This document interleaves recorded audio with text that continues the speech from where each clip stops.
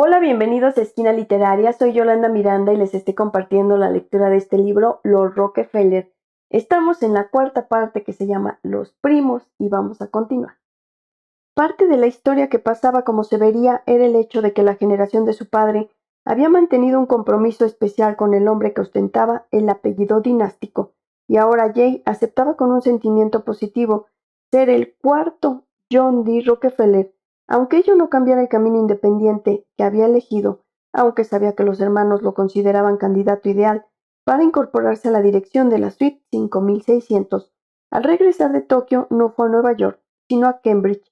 Volvió a Harvard en 1961 para estudiar seriamente y siguió los cursos universitarios de lengua, literatura e historia japonesa, y comenzó a estudiar chino. Tenía tanta prisa que se matriculó en Yale, donde había ingresado como graduado en estudios orientales antes de que comenzara el curso en Harvard. En principio había pensado acabar sus estudios de filosofía en 4 años, pero después del primer curso perdió entusiasmo tan rápidamente como le había venido. Era como si su apasionamiento por el Oriente hubiera cumplido su cometido y se hubieran disipado sus dudas respecto a ser un Rockefeller. Como dice Jay, era como si hubiera pasado la fiebre y ya no necesitase aquella implicación tan intensa, comprendiendo intuitivamente que había pasado la fase en la que sus únicas e inadmisibles opciones eran dar la espalda a la familia o dejarse manipular por ella.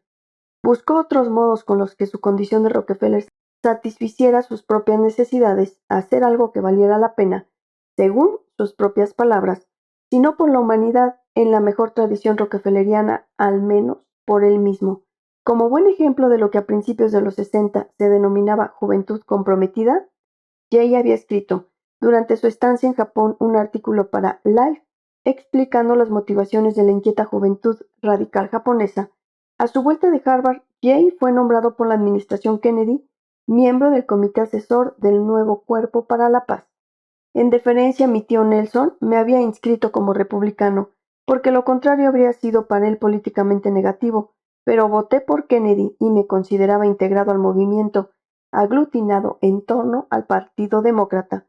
La nueva frontera era un principio lógico para una persona con la ambición y las amistades de Jay. En 1962 dejó los estudios y aceptó un empleo de ayudante especial de Sargent River. Uno de sus cometidos consistía en entrevistar a los aspirantes a un puesto directivo en el extranjero en la Organización del Cuerpo para la Paz. Jay recuerda la ocasión en que recibió una llamada telefónica del secretario de Justicia Robert Kennedy, diciéndole que le enviaba un buen candidato para un cargo en el Cuerpo para la Paz. Jay le entrevistó, pero no lo admitió. Unos 10 días más tarde recibió otra llamada. Kennedy me decía, mira, tengo un gran interés, a lo que yo le contesté que yo también tenía gran interés.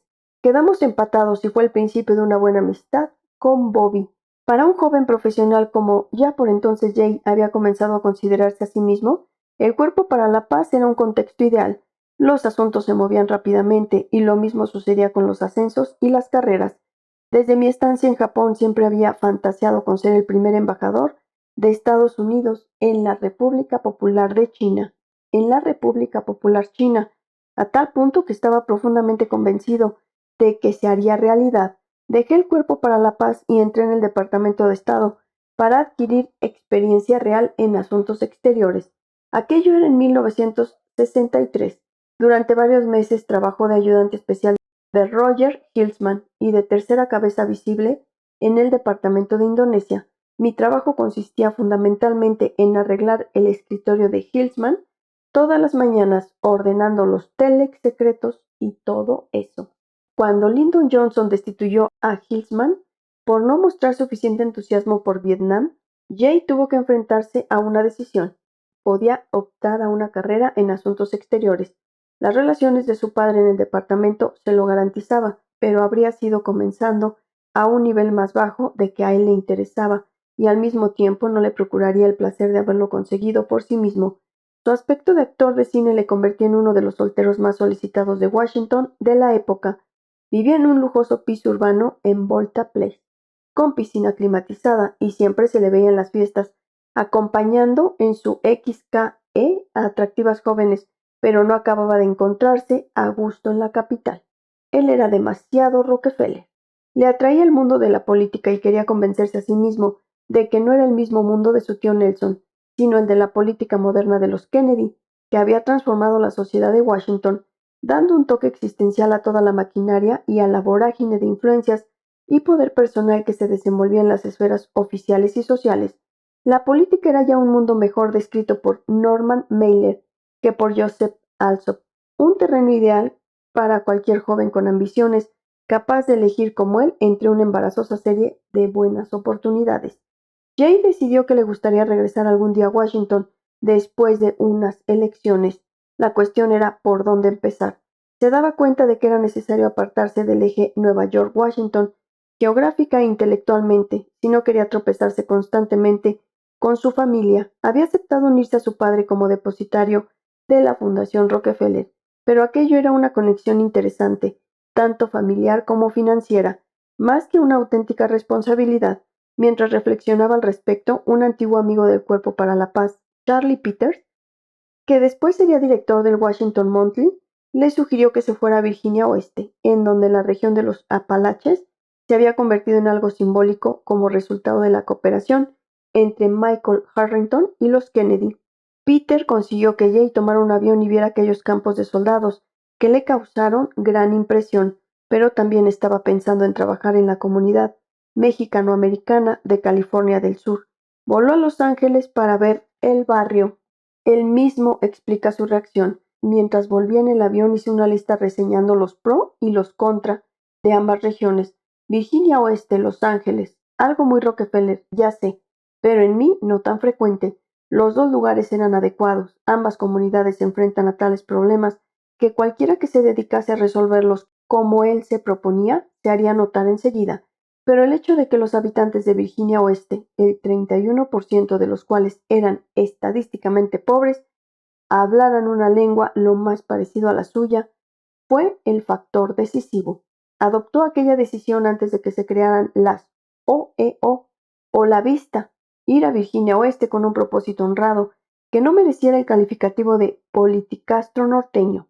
Era mucho pedir, pero conforme fue viendo claras las perspectivas, fue desapareciendo su reticencia a tocar las teclas Rockefeller que le interesaran. Llamó a Bobby Kennedy y este acordó nombrarle miembro de la presidencia de la Comisión sobre la Delincuencia Juvenil, que contaba con una delegación, Action for Appalachian Youth, en Virginia Oeste.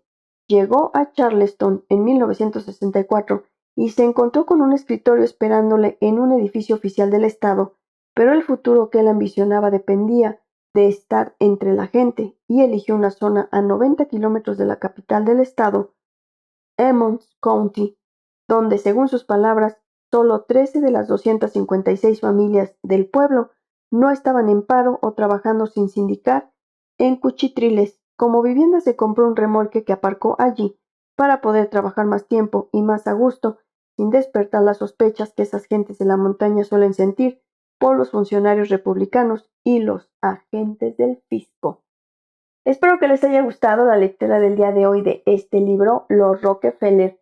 Recuerden dejarme sus comentarios, suscribirse al canal o revisar si siguen suscritos. Los espero en el próximo video para continuar. Muchas gracias por escuchar.